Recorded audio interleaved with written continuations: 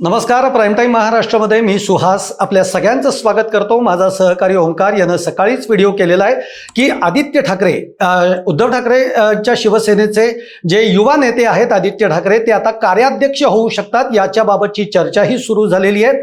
आणि एवढंच नाही तर शिवसेनेचा जूनमध्ये जेव्हा वर्धापन दिनाचा कार्यक्रम आहे, या कार्यक्रमामध्ये त्याची घोषणा होऊ शकते. त्याच्या आधी कार्यकारिणीची बैठक होईल. या बैठकीमध्ये आदित्य ठाकरेंना कार्याध्यक्ष करावं याबाबतचा ठराव सुद्धा मंजूर होईल. याबाबतचा एक सगळा व्हिडिओ हा ओमकारने केलेलाच आहे. मुद्दा असा आहे की आता याच्यामध्ये 2 ते 3 एलिमेंट्स फार महत्त्वाचे आहेत. त्यातला पहिला एलिमेंट आहे म्हणजे ज्याची चर्चा आता लगेच सुरू झालेली आहे. खरं तर पुढे जाण्याच्या आधी मी हे तुम्हाला सांगून टाकतो की आत्ताच म्हणजे अगदी 10-15 मिनिटाच्या पूर्वीपर्यंत एक बातमी अशी आलेली आहे की पत्रकारांनी आदित्य ठाकरेंना असं विचारलं की कार्याध्यक्ष पदासाठी तुमची चर्चा सुरू झालेली आहे. तर आदित्य ठाकरेंनी या गोष्टीचा इन्कारही केलेला आहे. अर्थात तो इन्कार करायचाही असतो आणि ते काही आता या गोष्टी एक्सपोज करणारही नाही आहेत. तर त्यामुळे आता 2-3 एलिमेंट्स कुठले आहेत तर त्यातला पहिला एलिमेंट असा आहे की सध्या श्रीकांत शिंदे म्हणजे एकनाथ शिंदेंच्या शिवसेनेचे म्हणजे एकनाथ शिंदेंचे सुपुत्र श्रीकांत शिंदे हे सध्या महाराष्ट्रभर दौरे करता आहेत आणि ते सुद्धा पक्ष विस्ताराच्या दृष्टीनं पक्षातले जे नेते आहेत त्यांच्या अडीअडचणी समजून घेण्यासाठी, पदाधिकारी कार्यकर्ते यांच्या भेटीगाठी घेण्यासाठी सध्या ते दौरे करतायत. आता या सगळ्या पार्श्वभूमीवर आदित्य ठाकरे यांची कार्याध्यक्षपदी ही निवड होऊ शकते अशी चर्चा सुरू झालेली आहे. हा त्यातला पहिला एक एलिमेंट आपण बघणार आहोत. दुसरा एलिमेंट असा आहे की थोडीशी प्रत्येक जण सध्या असा विचार करतोय की 2003ची आठवण ही प्रत्येकाला येते. 2003 मध्ये काय झालं होतं तर अर्थात शिवसेनेमध्ये अशा पद्धतीने बाळासाहेबांनी कधीच की मी उद्धव ठाकरेंना कार्याध्यक्ष करतो आहे किंवा पक्षप्रमुख करतोय असं कधीच झालेलं नाही. बाळासाहेब ठाकरे कायम असं म्हणायचं की माझे शिवसैनिक जे म्हणतील त्या पद्धतीनं तो पक्षाचा प्रमुख चेहरा असेल. तर शिवसैनिकांमधनंच आपल्याला माहिती आहे त्या काळामध्ये राज ठाकरेंच्या बाबतीमध्ये राज ठाकरेच हे आता बाळासाहेबांचे उत्तराधिकारी असतील याची सगळी चर्चा होती. पण एकदम अचानक आपल्याला बघायला मिळालं की राज ठाकरेंनीच उद्धव ठाकरेंचं नाव पुढे केलं आणि मग त्याला अनुमोदन वगैरे सगळं झालं आणि त्यानंतर मग उद्धव ठाकरे हे पक्षाचे प्रमुख झाले. त्यानंतर आता त्या काळामध्ये देखील जेव्हा उद्धव ठाकरे पक्षाचे प्रमुख झाले त्या काळामध्ये जे बाळासाहेबांच्या बरोबर त्यांच्या दुसऱ्या फळीतली जी लोक होती, जे त्या मनाने बुजुर्ग होते आणि तसं बघायला गेलं तर उद्धव ठाकरे त्यावेळेला तरुण वयातले होते आणि त्यामुळे आता या दोन्ही गोष्टी कशा जुळतील किंवा जे बुजुर्ग आहेत त्यांना काय वाटेल किंवा ते जुळवून घेतील का वगैरे वगैरे या सगळ्या चर्चा झाल्या होत्या. पण उद्धव ठाकरेंनी नंतर आपल्या नेतृत्व गुणांमधनं शिवसेना ज्या पद्धतीने पुढे नेली, सांभाळली, मोठी केली हे आपण सगळ्यांनी बघितलेलं आहे. त्यामुळे त्याच्यावर आपल्याला फार काही बोलण्याची गरज नाही आहे. पण आता पुन्हा एक टप्पा येऊन ठेपलेला आहे की आता शिवसेना उद्धव ठाकरे गटाला एक पुढचं नेतृत्व आता पुन्हा एकदा खुणावं लागलेलं आहे. मग आता पुढचं नेतृत्व कोण असेल तर अर्थातच ते आदित्य ठाकरे हे नेतृत्व आहे. त्यामुळे आदित्य ठाकरे यांना जर का कार्याध्यक्षपदी त्यांची जर का निवड झाली तर मग आता जे पक्षामध्ये आहेत उद्धव ठाकरेंच्या जे सिनियर मोस्ट लोक आहेत त्यांची नाराजी काही या बाबतीमध्ये होईल का, ते आदित्य ठाकरेंशी जुळवून घेतील का, याबाबतची चर्चा सुरू झाली. आणि यावरच आपल्याला एकूण बोलायचंय. 2 एलिमेंट्स आपल्याला याच्यातनं बघायचे आहेत. तर त्याचप्रमाणे आपण बघतोय की मला जेव्हा आदित्य ठाकरेंचं नाव समोर आलं म्हणजे ते कार्याध्यक्ष पदासाठी त्यांची निवड वगैरे होऊ शकते असं जेव्हा नाव समोर आलं तेव्हा माझ्या मनामध्ये पहिल्यांदा काय आलं ते मी तुम्हाला सांगतो. एक लक्षात घ्या, कायम असं आपण म्हणतो की जेव्हा आपण तरुण वयामध्ये खूप संकटांचा सामना करतो, खूप खास खळग्यांचा सामना करतो, जेव्हा आपल्याला पुढे जाण्यासाठी खूप संघर्ष करावा लागतो किंवा माणसंही अशी आपल्याला भेटतात की जी आपल्याला कधी दगा देऊन जातात, काही माणसं असतात की जी आपल्याला संकटामध्ये हात देतात. म्हणजे जो काही आयुष्याचा जो एक अनुभव असतो तो जर आपल्याला वयाच्या खूप लहान वयापासूनच जर मिळाला तर आपलं 35 नंतरचं एकूण जो प्रवास असतो तो एकदम अनुभवक्षम असा भरलेला असतो आणि मग आपल्याला जगाकडे बघण्याची, निर्णय घेण्याची, माणसं जोडण्याची जी की एक क्षमता तयार होते ती त्या दृष्टीनं तयार होत असते. आपण आदित्य ठाकरेंच्या बाबतीमध्ये जर का विचार केला तर आदित्य ठाकरेंच्या बाबतीमध्ये सुद्धा आपल्याला असं म्हणावं लागेल. तुम्ही एक बघा, आदित्य ठाकरेंचा प्रवास हा युवा नेते म्हणून जेव्हा शिवसेनेमध्ये सुरू झाला तो काही त्यांच्यासाठी फार काही सोपा होता. म्हणजे उद्धव ठाकरेंचे चिरंजीव आहेत किंवा बाळासाहेबांचा नातू आहे म्हणून काही पायघड्या टाकलेल्या होत्या, अशा पद्धतीची परिस्थिती नाही. हा, त्यांचं भाग्य काय आहे तर ते ठाकरेंच्या घरामध्ये जन्माला आलेले, त्यामुळे त्या दृष्टीतनं एक वारसा हक्कातनं त्यांना राजकारणातलं बाळकडू हे पहिल्यापासूनच त्यांच्याकडे त्यांना मिळालेलं आहे. हाच तो काय तर त्यांचा आपण बेनिफिट म्हणूयात, फायदा म्हणूयात. पण एक लक्षात घ्या, शेवटी स्वतःचं कर्तृत्व हे त्या त्या माणसाला दाखवावंच लागत असतं. याच आदित्य ठाकरेंच्या वाटेमध्ये म्हणजे त्यांनी जेव्हा आपलं काम सुरू केलं, कार्य सुरू केलं, तेव्हा त्यांच्या वाटेमध्ये काही काटे आले नाहीत का? उलट असंख्य काटे आले. आज तुम्ही एक लक्षात घ्या, आदित्य ठाकरेंच्या नेतृत्वावर बोलणारी लोक आहेत, अगदी पक्षातली आहेत, हो आहेत. आदित्य ठाकरेंवर इतर विरोधी पक्षांकडनं खूप पद्धतीची त्यांची चेष्टा झाली, अवहेलना झाल्या. काहींनी त्यांना काही वेगवेगळ्या पद्धतीची नावं सुद्धा ठेवली. त्यानंतर काही मोठ्या प्रकरणांमध्ये, ज्या प्रकरणांमध्ये आदित्य ठाकरेंचा संबंध आहे किंवा नाही याची कोणतीही स्पष्टता नसताना सुद्धा त्या प्रकरणामध्ये आदित्य ठाकरेंना गोवण्यात आलं, त्यांचं नाव बदनाम करण्याचा प्रयत्न करण्यात आला.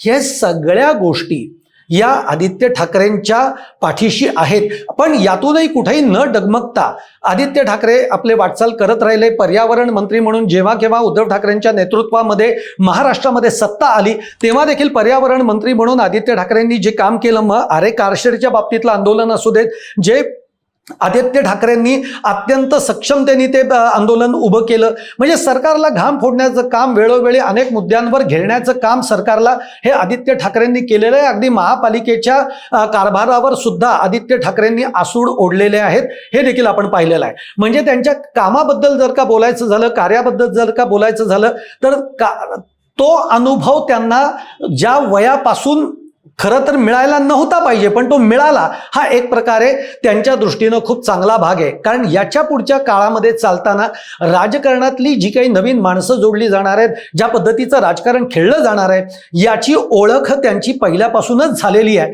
त्यामुळे पुढच्या काळामध्ये त्यांना तो प्रवास जास्त चांगल्या पद्धतीने सुखकर होऊ शकणार आहे. आता मुद्दा असा आहे की त्यांच्याच पक्षामधले जे सिनियर लोक आहेत, या सिनियर लोकांबरोबर काही मतभेद होऊ शकतात का आदित्य ठाकरेंचे?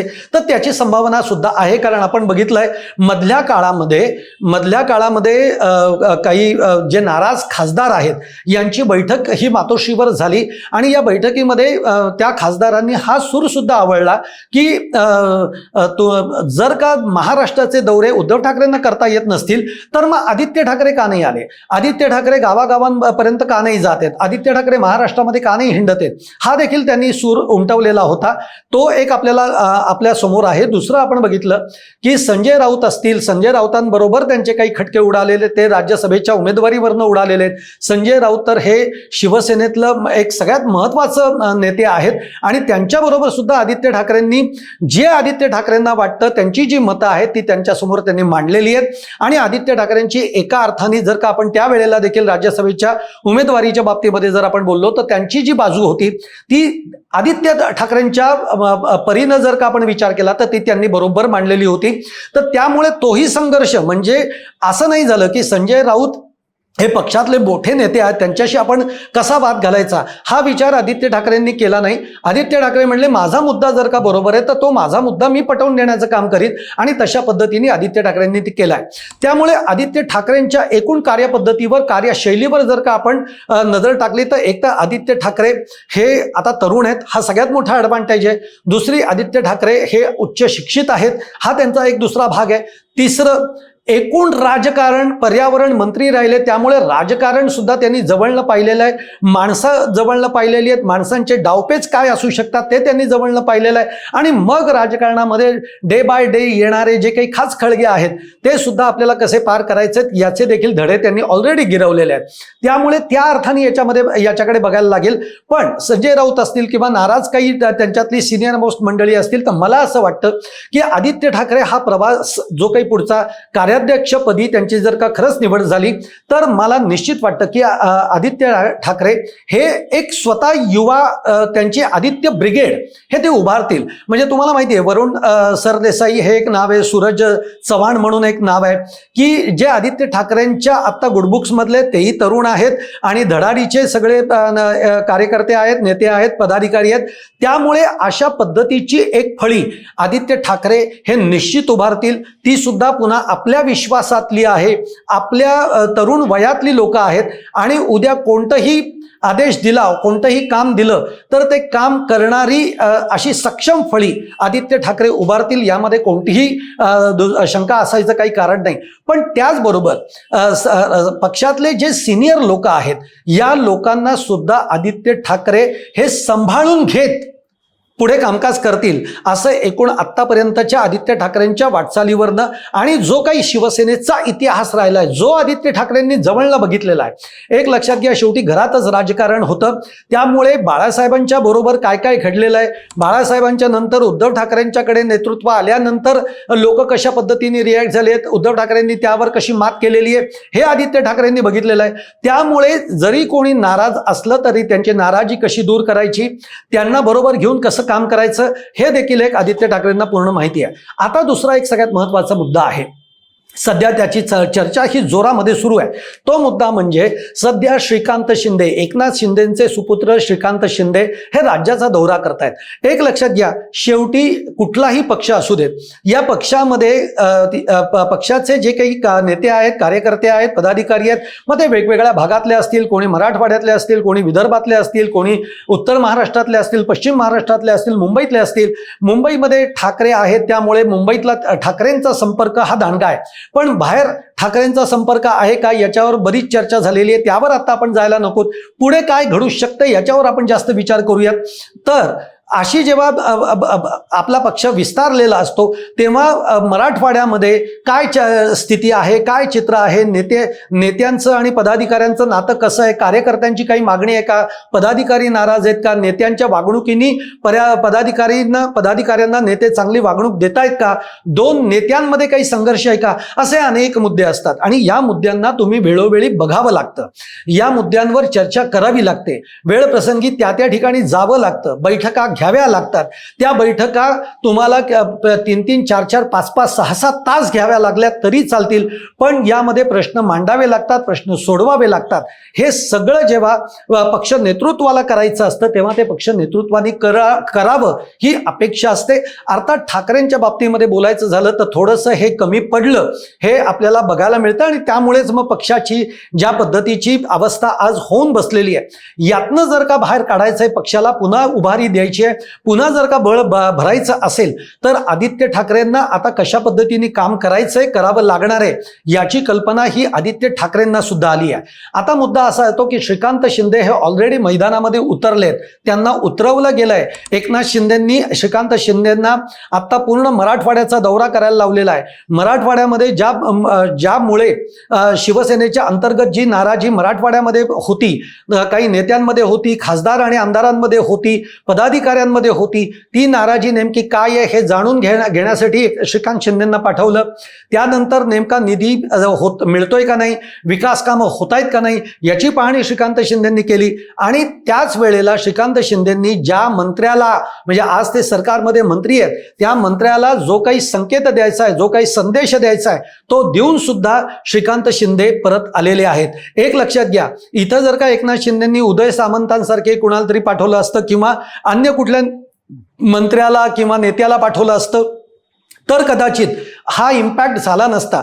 पण श्रीकांत शिंदे यांना पाठवल्यामुळे, कारण श्रीकांत शिंदे म्हणजे थेट एकनाथ शिंदेंचे पुढचे वारसदार आहेत, त्यामुळे तो इम्पॅक्ट फार महत्त्वाचा पडतो. आणि म्हणून आता श्रीकांत शिंदे मैदानात उतरलेले आहेत. हे असताना आदित्य ठाकरेंना आता कार्याध्यक्षपदी त्यांची निवड केली जाऊ शकते अशी चर्चा आहे. ती का केली जाऊ शकते? एक लक्षात घ्या, आदित्य ठाकरेंना उद्या निर्णय घेण्याची जर का वेळ आली तर आदित्य ठाकरेंकडे निर्णयाची क्षमता असली पाहिजे, निर्णय घेण्याचे अधिकार असले पाहिजेत. आणि त्याचप्रमाणे जेव्हा तुमच्याकडे अधिकार येतात तेव्हा पुढचा माणूस हा तुमचं ऐकतो. आणि त्यामुळेच आता आदित्य ठाकरेंना ते अधिकार प्राप्त व्हावेत या दृष्टिकोनातनं आता शिवसेनेमध्ये त्या दृष्टीने हालचाली सुरू झालेल्या आहेत. आणि त्या अर्थानं आदित्य ठाकरे आता कार्याध्यक्ष पदासाठी त्यांचं नाव जे आहे ते सध्या सर्वांच्या तोंडी येत आहे शिवसेनेमध्ये. आणि जे काही बोललं जात आहे की संजय राऊत नाराज होतील, संजय राऊत नाराज होण्याचं काही कारण नाही आहे. संजय राऊतांनी सुद्धा याचा खुलासा केला आहे की आदित्य ठाकरे जर का कार्याध्यक्ष होणार असतील तर त्याचं स्वागत करू आम्ही. एक लक्षात घ्या, कुठल्याही पक्षाला काही एका विशिष्ट वर्षांनंतर निश्चितच नेतृत्व बदल हे करत असतात. ही सगळ्या पक्षांची प्रोसेस आहे. भाजप असू देत, शरद पवारांचे राष्ट्रवादी असू देत, आज त्यांच्याकडे सुद्धा दुसरं नेतृत्व कोण याबाबतची चाचपणी सुद्धा सुरू झालेली आहे. तर त्याप्रमाणे आदित्य ठाकरेंकडे जर का हे नेतृत्व आलं तर याचं स्वागत हे निश्चितच होणार आहे. त्यामुळे आदित्य ठाकरे पुढच्या काळामध्ये आता कारण पुढचे 3-3.5 वर्ष निवडणुका नाही आहेत, या काळामध्ये पक्ष वाढवणं, पक्षाचा विस्तार करणं, पक्षाला बळ देणं, कार्यकर्ते जोडणं, पदाधिकारी जोडणं हे फार महत्त्वाचा टास्क हा आदित्य ठाकरेंच्या समोर याच्या पुढच्या काळात असणार आहे. दुसरं म्हणजे इकडे श्रीकांत शिंदे आणि आदित्य ठाकरे यांच्यामध्ये एक त्या पद्धतीची टक्कर ही आपल्याला बघायला मिळणार आहे. कारण जे कोणी फुटू शकतात अशा पद्धतीचे दावे जे काही केले जातात तर ते फुटू न देणं, आपल्या लोकांना आपल्यापाशी सांभाळणं, त्यांना काय हवं नको ते बघणं, त्यांना ती रसद पुरवणं, हे सगळं काम आदित्य ठाकरेंना याच्या पुढच्या काळात करावं लागणार आहे. त्यामुळे श्रीकांत शिंदे मैदानात उतरलेत, आदित्य ठाकरे आता मैदानात उतरतील. या दोघांमध्ये कशा पद्धतीची टक्कर ही आता होणार आहे हे आगामी काळामध्ये महाराष्ट्राच्या समोर असेलच. तुम्हाला सुद्धा माझ्या या व्हिडिओबद्दल काय वाटतंय तुम्ही आवर्जून कळवा. कमेंट बॉक्समध्ये तुमच्याही कमेंट्स टाका आणि व्हिडिओ आवडला असेल तर लाईक करा, शेअर करा आणि चॅनल सबस्क्राईब करायला विसरू नका. धन्यवाद.